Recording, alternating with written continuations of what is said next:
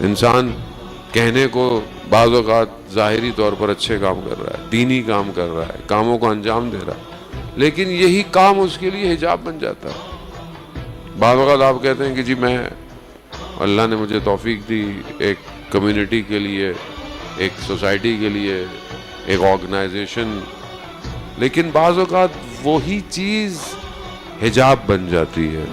وہ پھر آپ کہہ تو رہے ہوتے ہیں کہ میں یہ کام کر رہا ہوں، میں ایسا کر رہا ہوں، میں ویسا کر رہا ہوں، میں کر رہا ہوں، میں کر رہا ہوں، وہ میں پھر آ کر انسان کو روک دیتی ہے۔ اور پھر انسان جب دیکھتا ہے کہ کوئی اس کے مخالف کر رہا ہے تو اس کو ایسا لگتا ہے کہ وہ میرے خلاف کر رہا ہے۔ خوب یہ پریکٹیکل چیزیں ہیں ہماری زندگی کے اندر، ہم اس کو دیکھیں۔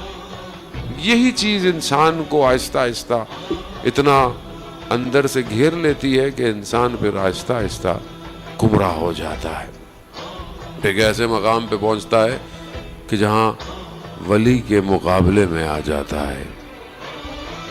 قلب سخت ہو جائے تو خدا قرآن میں کہتا ہے کہ ہم نے ان پر مہریں لگا دی ہیں۔ تو بہت ضروری ہے کہ یہ باطن نرم رہے، ٹوٹتا رہے، شکستہ رہے، کیونکہ شکستگی باطن میں ضروری ہے۔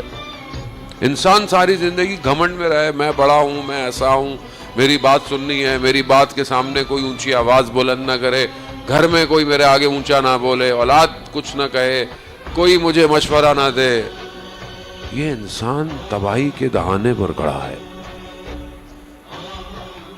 جو کسی کی بات کو نہ سنے، اس کے لیے سب سے بڑا خطرہ خود اس کی خود پسندی ہے۔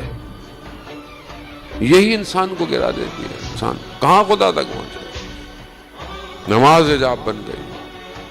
پہلی صف میں نماز پڑھتا ہوں، پہلی صف میں ایک دن دیر ہو گئی، صف میں نہیں پہنچ پایا، پیچھے صف میں نماز پڑھ رہا ہوں، نماز پڑھتے ہوئے خیال آیا آج لوگ کیا کہیں گے، میں پہلی صف میں نہیں پڑھ رہا تھا، تو یہ نماز اللہ کے لیے تو نہیں تھی، یہ تو لوگوں کے لیے تھی۔ پھر وہ یعنی اتنا آدمی، لوگ یہ کیسے خوبی پھنسا، گرفتار، چھوڑ نہیں رہا اندر سے نفس، موقع نہیں دے رہا کہ یہ ذرا سا سفر کر پائے۔ شیطان یقیناً عدو مبین ہے، سخت ترین دشمن ہے، مگر اس کا کام وسوسے کرنا ہے، وہ وسوسے کرتا ہے۔ اگر آپ اس کی بات میں آ گئے تو آپ چلتے رہیں گے، لیکن آپ نے ذرا اس کو جھٹک دیا، وہ گر جائے گا، پھر آئے گا۔ چھوڑتا وہ بھی نہیں ہے، چھوڑتا بالکل بھی نہیں ہے، آخر وقت تک نہیں چھوڑتا انسان کو۔ جب انسان کی روح نکل رہی ہوتی ہے اس وقت انسان کو شدید پیاس لگتی ہے۔ میرے روایات کہتی ہیں جب انسان کی روح نکلتی ہے اسے پیاس، اس وقت وہ پانی لے کے آتا ہے، کہا ابھی بھی وقت ہے، انکار کر دو میں تمہیں پانی دوں گا۔ سوچیں کتنا انسان بدبخت ہو کہ ساری زندگی خدا کو مانے اور آخری وقت میں انکار کر جائے۔